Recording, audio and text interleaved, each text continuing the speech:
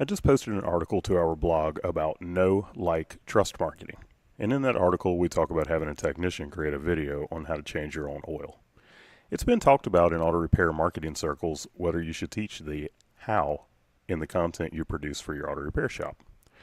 I want to get into that discussion a bit in this blog post and talk about the pros and cons to producing this type of marketing content and what to do if you don't want to share the how. The argument against sharing the how. There are a few reasons some of the business coaches and thought leaders in the auto repair world say you shouldn't share the how. Number one, liability. What if someone gets hurt while following your instructions? What if they do damage to their vehicle? These are legitimate concerns, I get it. If you're going to share the how, you'd better share the CYA or cover your butt information when you do it. You'll want to be sure to cover things like wearing safety equipment like safety glasses, face masks, hearing protection, gloves, or whatever the job you're showing legitimately requires. Using jack stands. Remember, your audience very likely won't have access to a shop and equipment like lifts. Things to look out for, like double gasketing an oil filter in the example we gave of how to change your oil on your own. And a disclaimer that you should be a fairly handy person who knows their way around a basic toolbox before attempting these repairs and maintenance, and that you're not responsible for injury, damage, or any other undesirable outcome that may happen. The second reason would be loss of business. They're afraid that by showing people how to do those simple jobs like changing your own oil, that you'll lose business to people who are doing the work themselves. This is another legitimate concern, maybe. My thoughts are, if someone has the desire to do their own simple repairs, they're going to do them. When you can become a person's go-to source of information, they'll think of you first when it comes time to get a professional involved. And are your customers really going to do their own work?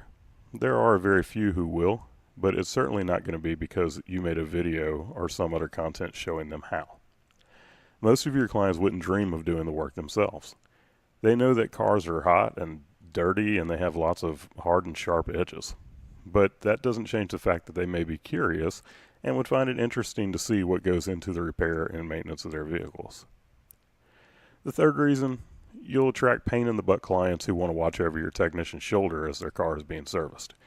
And this is actually a very true statement. I've found that some of the toughest clients I've ever worked with at my shop were the ones who could do the repairs themselves or thought they could do the repair themselves.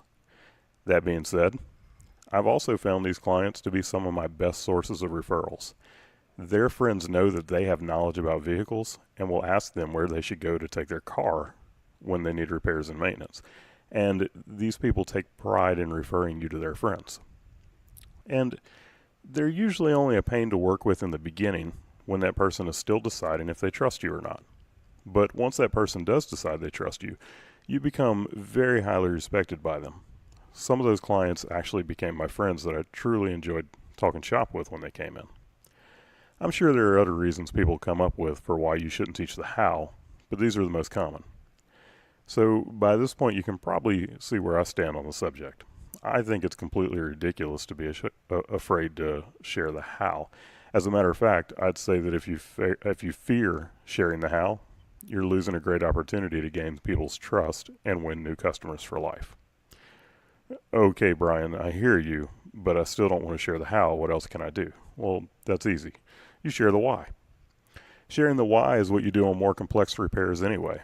No one is going to watch you spend hours showing them how to replace a head gasket, but they'll watch a 3-minute video where you show them how you properly prep the surfaces and torque the head in place while you explain to them the why behind the exact processes you follow. And when you take the time to show your audience the way you do a specific piece of a job, they automatically assume that not everyone does it the way you do and that your way is the right way. Now, I'll give you an analogy for this. I always try to stay at the Hampton Inn when I'm traveling. Why do I do that? Because they advertise the fact that they wash their duvet covers. They never said the competition doesn't do this, but I assume that since the Hampton makes it a point to say that they do, it must not be an industry standard, which is pretty gross. It's the exact same principle. Show the special things that you do, and your audience will assume that your competition doesn't. In addition, When you show the tedious processes you follow when completing a repair or maintenance, you're showing your knowledge and expertise. There's a saying that how you do anything is how you do everything. If I see that you take the time to torque my wheels with an actual torque wrench instead of using torque sticks or running them down with an impact, I assume that you're even more precise when you're working inside of my engine. These kinds of things make me trust in your professionalism and competency. So here are a few ideas to get your wheels turning. Do a video showing how you clean the surfaces and apply grease to specific points when doing a brake job. Show how you clean the new rotors before installing them. Explain that you want the brake pads to be able to move freely in the caliper slides, that you don't want the coating the manufacturer puts on rotors to get on the brake pad surface, and that by taking these steps, you're decreasing the chances of brakes squealing. Or, do a video showing the use of one of your shop's diagnostic tools. Let's choose a smoke machine for this example. As you explain to your audience that an engine needs an exact ratio of air and fuel, and that even the smallest air leaks can cause a check engine light to come on, you show them your smoke machine pinpointing a small leak. Tell them how a shop that doesn't have this equipment would never be able to find these leaks, and that they'll have a much higher chance of a comeback. Talk about the expense of the machine, and even use this as a time to educate them on diagnostic charges. Make a weekly series that shows your shop's special tools and equipment. It'll make your shop stand out among the others as the supreme choice. Or, create a video as a technician goes through the digital vehicle inspection process on a client's car that is in for routine maintenance. Show the various inspection points and explain why you check them. Show that you set the air pressure in all tires, including the spare tire, at every maintenance interval, even during a simple oil change. And a pro tip, have your technicians record the spare tire pressure of every vehicle they see for a month. Do the math and get the percentage of underinflated spare tires that you see.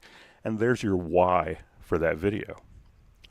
As you can see, whether you want to share the how or just the why, it's easy to come up with content topics that will set you apart as being better than your competition.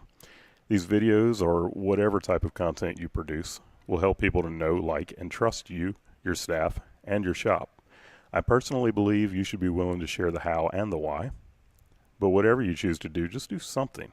That in itself will set you apart from the majority of your competition.